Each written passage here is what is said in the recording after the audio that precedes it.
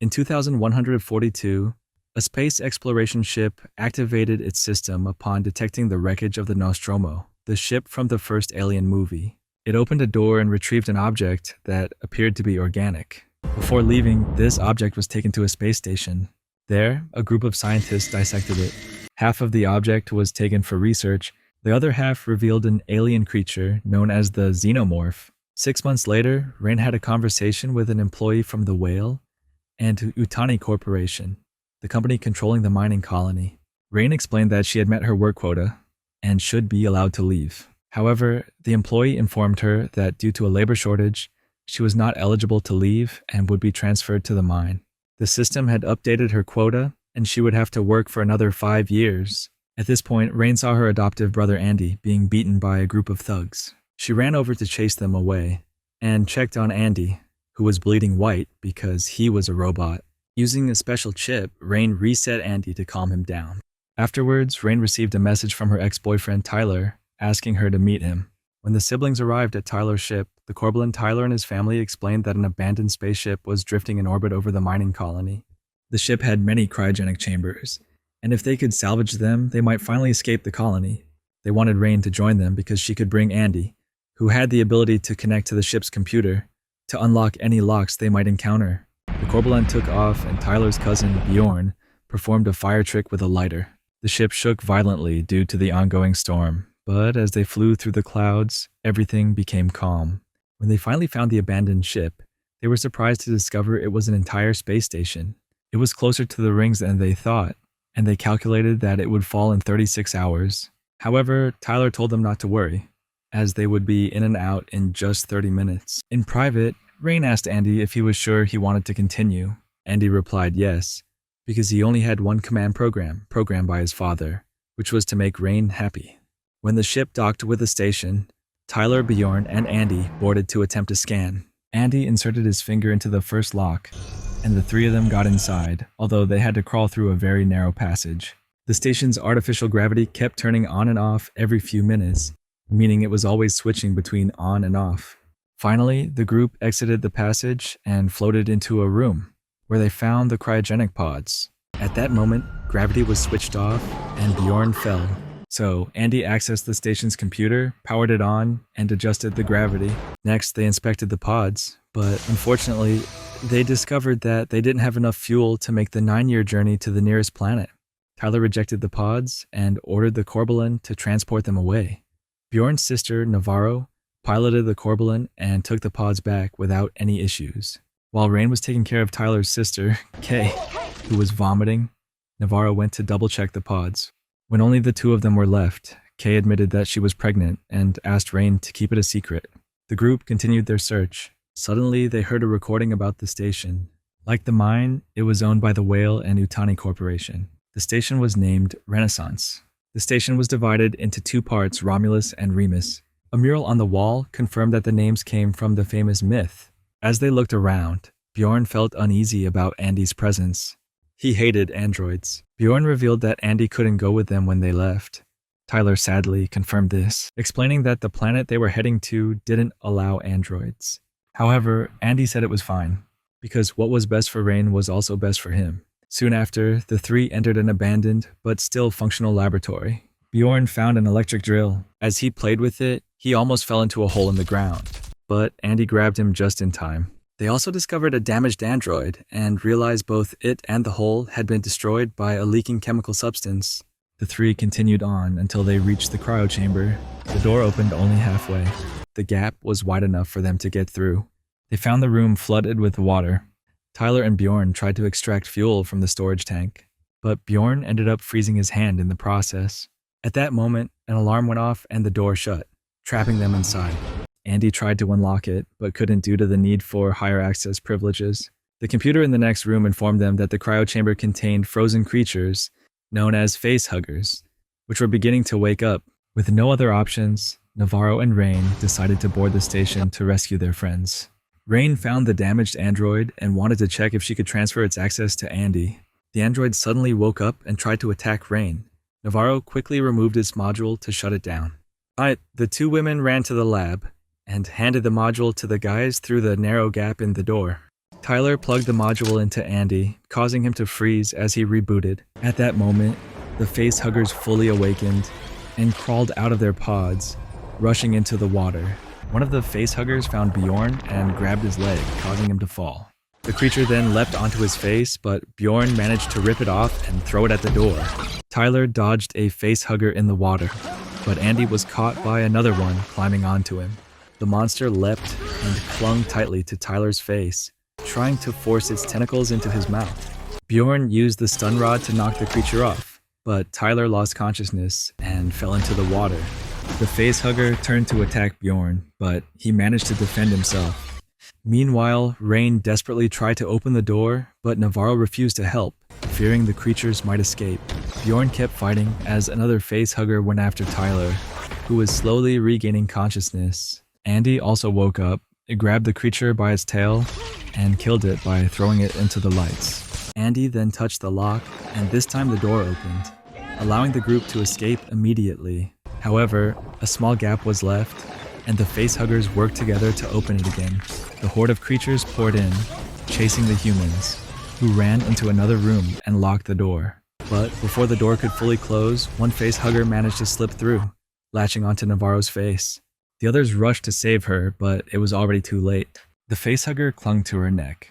If she tried to remove it by force, it would kill her, leaving everyone stunned, he began to explain. The alien was sharing oxygen with Navarro to keep her alive. His voice sounded smarter, less anxious than before. Rain realized that the new module was causing this, but Andy stopped her, saying that he had been updated. He didn't know how to safely remove the facehugger, so he suggested activating the damaged android. They connected it to the computer. When it woke up, it introduced itself as Officer Scientist Rook. Rook told them they should kill Navarro, because the facehugger was implanting an alien into her. It was already too late to save her. It turns out that this station was the ship that discovered the wreckage of the Nostromo. Its entire crew had been killed by xenomorphs. The alien was now hanging from cables in the breach. Its acid had caused all the damage. Rook had sealed the station after the alien died. But it was too late. Rain came up with a plan. They should try using cryonic fluid to freeze the facehugger. Tyler shot the fluid at the alien. As soon as its tail loosened, they removed it from Navarro's face. Tyler tried to kill it, but the facehugger escaped through a hole in the ground. Everyone was relieved to see Navarro safe, but Rook warned them that there was a 60% chance the alien was inside her. Andy told the group not to bring Navarro back. Bjorn hit him with a stick, sending him flying. Rain stayed behind to help Andy. Bjorn took the opportunity to escape with Navarro. Suddenly, Andy heard a noise. He quickly ran into the corridor and discovered that Bjorn was sealing the door. Andy grabbed a door and tried to keep it open. Bjorn ran to the next door and quickly closed it. This left Andy, Rain, and Tyler trapped inside the station. Navarro detached the Corbalon from the station, but before she could get far, she began to feel sick. She used a special light beam to scan her body, and discovered an alien inside, just as Rook had predicted. Then, Navarro began to convulse, and a chestburster alien burst out of her body, killing her. Without a pilot, the Corbalon began to lose control and crashed into the station, causing a massive explosion as it destroyed a fuel tank. This also knocked out Kay and Bjorn. The ship continued drifting, heading toward the station's docking bay, where it broke a window and created a vacuum effect. Fortunately, the door was sealed just in time. The station was no longer stable, with only 47 minutes left before it fell into the planet's rings. Rain and Tyler were trying to find a way through the station to reach their ship, but just as they were about to open a door, they discovered a cluster of facehuggers on the other side. Meanwhile, Rook checked the computer to ensure that the Z01 compound was still intact. It then asked Andy for help, causing him to realize that the new module had overridden his directives instead of helping Rain. His objective was to complete the station's mission for Wayland Utani. Andy then met with Rain and Tyler, sharing the information he had obtained from Rook. The facehuggers couldn't see, they hunted by sensing body heat. This meant that they could raise the temperature in the room to match their own bodies and become invisible. After Andy used the air conditioning to reach the required temperature, the three began to move through the room, doing their best not to react to the bodies around them. They found them in every corner of the Corbalon. Kay woke up and went looking for her friends. In one room, she found the skin left by the chestbuster before it created the cocoon hanging on the wall. At that moment, Bjorn found her and told her to step back, Then he jammed a stick into the cocoon to electrocute it until the acid from the alien destroyed the stick. The attack wasn't strong enough, and the monster's tail emerged, slashing Bjorn's face. The acid continued to pour out, spilling over Bjorn until he died. A new xenomorph began to crawl out of the cocoon. Kay rushed to the door but couldn't open it, so she called for Tyler. He was still in the room with the facehuggers, so he whispered instructions to her. Kay found a key and opened the door, running out just before the alien could get close. Still keeping an eye on the creature, she fell from the Carbolin's hatch door and dropped heavily onto the station's dock. All the noise over the mic drew the attention of the facehuggers, and they began leaping into attack. The three immediately fled, and Tyler threw a flare to the ground. The facehuggers searched for body heat, but the trick didn't last long, and they quickly resumed chasing the three. As Andy approached the door, he began to close it. Tyler and Rain had to run fast to get through, just before the door shut. Rain called Andy back, and he told her he had calculated and knew they would make it with only 30 minutes left before the station fell. The water sprinklers in the dock automatically turned on, and Kay woke up. She heard the alien approaching and found a hiding spot before it saw her. The xenomorph passed right over her head, and when it moved away, Kay tried to reach for the dock door, but accidentally triggered the alarm. The three appeared on the other side of the door, but Andy refused to open it. He saw the xenomorph waiting, meaning it was using Kay as bait. Rain told him that Kay was pregnant, trying to appeal to his sympathy, but it had no effect. And soon after, the xenomorph grew tired of waiting and dragged Kay away. Rain, furious, slapped Andy and asked him about his orders. Andy replied that he had to choose what was best for the company. Andy forced Rain and Tyler into the elevator, explaining that he had to complete the mission so that Rook could open the dock door and let them escape. They arrived in a laboratory and discovered a capsule filled with strange liquid.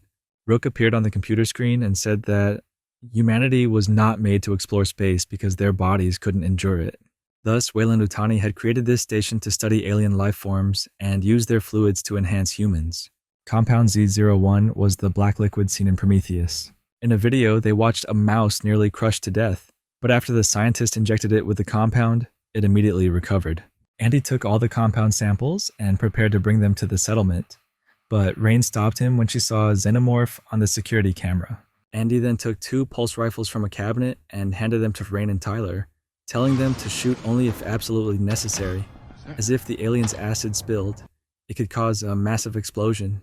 3 people left the laboratory without realizing the video was still playing, and at the end, the mouse transformed into the dead monster they had seen inside the box. Only 20 minutes remained before the station collision. The 3 began crossing the station and discovered a lot of alien resin, indicating there were many creatures around. When Andy turned on the lights in the next area, they were horrified to find an alien nest spread across the walls. Andy and Rain wanted to turn back and find another area, but Tyler heard Kay's voice and rushed into the nest. Rain followed, and they found numerous corpses cocooned in the alien's resin, including Kay's. The couple pulled her out, and Andy pointed out that she hadn't been implanted because there was no dead facehugger at her feet. Her heartbeat was still very weak, so Andy suggested injecting the compound to help her. Before Tyler could do so, Rain stopped him, suspicious of the substance, and said that Kay could survive if they took her to the cryo chamber.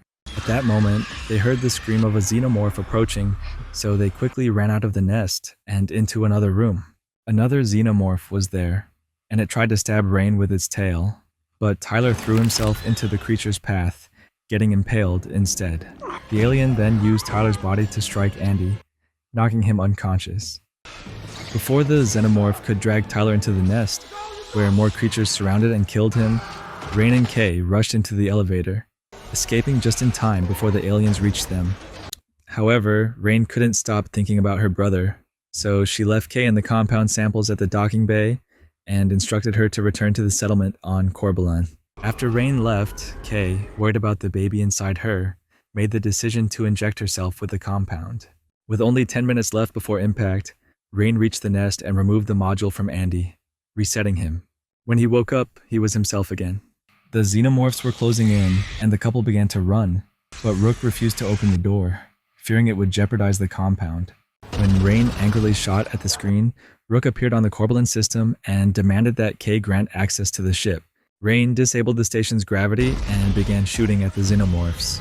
Their acid blood floated in the air instead of falling down the hall. With Andy holding her back, Rain shot and killed every creature without hesitation until all of them were dead. Afterward, the couple carefully made their way through the corridors, avoiding the floating acid. However, Rain almost crashed into the door, so she shot her rifle to create a downward force. Eventually, the couple reached the elevator shaft and planned to climb up since the elevator wouldn't work without gravity. Andy jumped up first, but Rain couldn't move as a xenomorph had grabbed her leg. She immediately shot at its hand and began floating upward, unaware that the acid had created a hole in the door. Andy managed to grab the stairs, while Rain desperately tried to grab her rifle, which was now drifting away. With gravity disabled, Rain fell. The elevator was also descending, but fortunately, Andy managed to catch it just before she could crash onto the floor. A xenomorph used its tail to grab Rain, and she desperately clung to the stairs to escape. The lack of gravity caused all the acid in the corridor to fall, damaging the passage and creating a vacuum effect. This slowed down the xenomorphs climbing up the elevator shaft, while Andy let go of the elevator, causing it to fall at high speed and crush all the creatures. Rain was safely on the stairs, and as the elevator hit the ground, it sealed the hole and stopped the vacuum effect. Unfortunately, there was still one xenomorph in the elevator shaft, moving towards Rain with a facehugger. At that moment, Andy found the rifle and jumped down, opening fire and killing both creatures instantly. Suddenly, the computer completed the countdown, and the space station began to slide over the planet's rings. Andy and Rain finally reached the ship and found Kay unconscious. The Rain immediately activated the ship's autopilot, and Corbin managed to fly out of the station just before it collided with the planetary rings. Afterward, Rain placed Kay into the tripod and disconnected from the station, rendering Rook unable to mock them anymore. He was destroyed as the space station collapsed. Rain put Andy to sleep and prepared the tripod for herself. She noticed an emergency survival warning on a screen and opened another pod, only to see Kay screaming. It turned out that the compound had accelerated Kay's pregnancy process, and now she was giving birth to a xenomorph inside a cocoon. Rain immediately cut the umbilical cord and took it away to destroy it, but she had to let go when she saw acid dripping out. The cocoon opened, revealing a terrifying child inside. The acid pierced through the floor, and the cocoon fell into the warehouse. When the ship discovered that the cargo had been breached, it immediately switched off autopilot and switched to manual mode. Using beam in hand, Rain rushed to the warehouse and found the cocoon was empty. She began to track the monster's trail. At the same time, Andy woke up and checked on Kay, who was now producing slime instead of milk. Her fully grown child appeared and defeated Andy, then climbed onto the mother to suck her blood, killing her. Rain arrived just in time and tried to attack it, but the creature quickly incapacitated her, knocking her to the ground. The freezing beam shattered, releasing cold smoke that distracted the monster. Meanwhile, Rain ran to Andy, but he was too heavy for her to move. She saw the creature approaching, so she had to leave Andy behind, running away and locking the door. The temperature in the room dropped rapidly, and Rain had to put on a spacesuit to survive as the monster began trying to open the door. Rain jumped into the warehouse and started disabling the manual locks, planning to push the entire warehouse outside along with the monster. She quickly unlocked the first 3 locks, but before she could unlock the 4th, the creature attacked her again. Rain noticed a nearby cocoon and tipped it over, allowing the acid to corrode the floor. Her suit was connected to the ship by a cable, so she wasn't swept away when she fell. As Rain began to climb back up, the monster grabbed her head and smashed her helmet. It was holding the warehouse tightly with its tail. Rain pulled the cable and unlocked the last lock, pushing the entire warehouse outside, sending the monster to its death as it fell and collided with the rings. The ship was also falling too close to the rings, causing the sensors to trigger autopilot mode. Rain managed to climb back up safely before the Corbelan flew away. A moment later, Rain placed Andy's injured body onto a tripod, removed his module, and promised to repair him before entering the cabin, hoping they would reach the planet safely. Don't forget to subscribe and turn on notifications to see more videos like this. You can search for the movie Alien Romulus to watch the full episode. Thank you for watching.